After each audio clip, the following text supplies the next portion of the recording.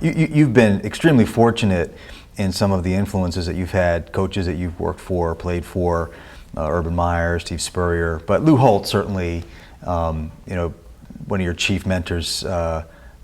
You worked for him at Notre Dame, and then he went from Notre Dame to South Carolina. And if there's anybody I'd think that can give you good advice about being in this job, forget about being a football coach. So here's a great football coach who coached at Notre Dame, which is kind of on one hand the kind of attention and the profile and the scrutiny that comes along with the job that you're in. So what's the best piece of advice that he's given you? Just treat this job like you've had and you treat it any other job. Don't make it feel like it's any other special job, because the players, you know what's going to happen? You got to go coach them and discipline them the same way that you coach them at University of Louisville. So don't let it be any different for you.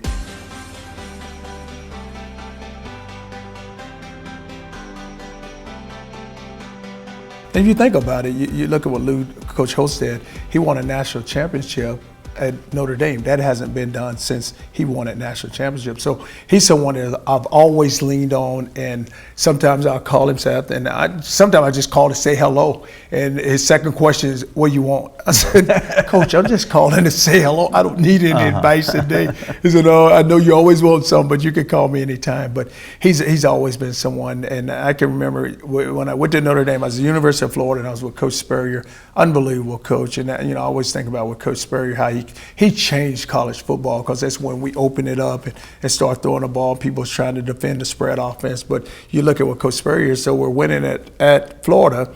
And so Notre Dame, a position comes open at Notre Dame, and I had a chance to sit down and talk to Coach Spurrier. And at the time, I knew that, you're looking at two programs, and next year Florida goes to win a national championship. So it's not like I was saying that Notre Dame was better than Florida. I just felt like I had a good chance to go work for another unbelievable football coach. And then I get there, Seth, and he's there only 2 years, and he gets out of coaching.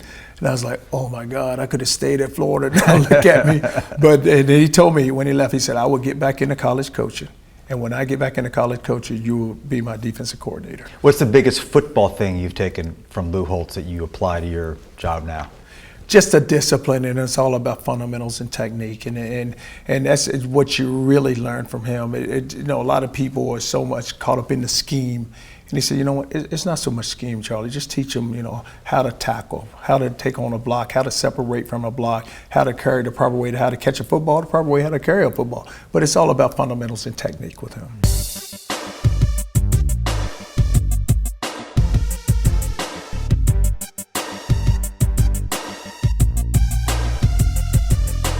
Let's talk about your background, how you grew up, the pride of Batesville, Arkansas. Maybe people don't realize you went by your middle name in Arkansas, Renee. Right. Big family, grew up in a house, not only your own brothers and sisters, but you had an aunt who had 6 kids of her own. So 14 kids in this house in Batesville. That must have been pretty interesting. Was that like every kid for himself back then, or what was the vibe in that house? What happened, I grew up in a little small town, like you said, Batesville, and it's only 5,000 people. So my mom, parents died when she was very young. So my aunt was young, so my mother ended up raising my aunt. So they never separated. And so she, like you said, she had her family, my mom had her family, but it was such a close family, and we were very tight. And like even to this day, like one of my cousins, if you were to see the two of us, you would think we're brothers, and we're not. We tell everybody we're brothers, but really we're not. He went on to go retire from the Navy for 32 years, and I have a brother in Connecticut. But it was just the values that was instilled within us, and you knew then that if you just stay together and you work together and you just stay close as a family, then good things could happen for you. But not knowing where your path is going to take you, not knowing what road you're going to travel down, but we just always try to do things the right way and just make sure that you still represented our family, whatever you did. So let's just make sure that we didn't cause any problems within our family, and even bring the problems home to our mother. Like a lot of coaches, your dad was a coach, although he coached about 120 miles away from where you lived. So you've described as your mom as the most important and influential person in your life. Why? Because I was around her more than anything. And then my dad coached basketball, and I was around him a lot, and just watching him, just how he instilled discipline.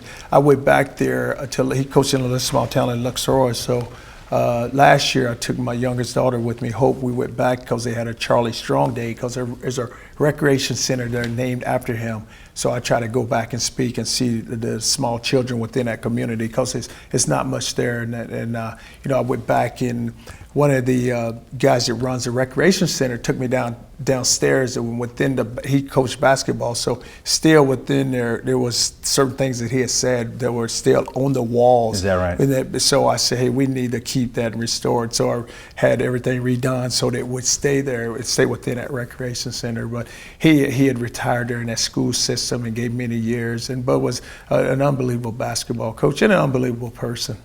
I gather you all didn't have a whole lot. Maybe hard to envision growing up that someday you'd be making $5 million a year. Do the math.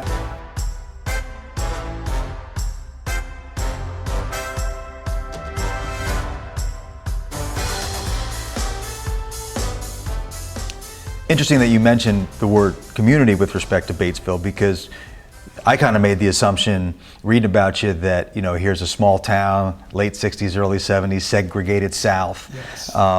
But that, I gather, tell me if this is correct, Charlie, that Batesville was actually kind of an integrated town, the black kids and white kids, and a lot of playing together, maybe a little bit more racial comity than other areas of the South. Is that your recollection? And if so, how did that shape you?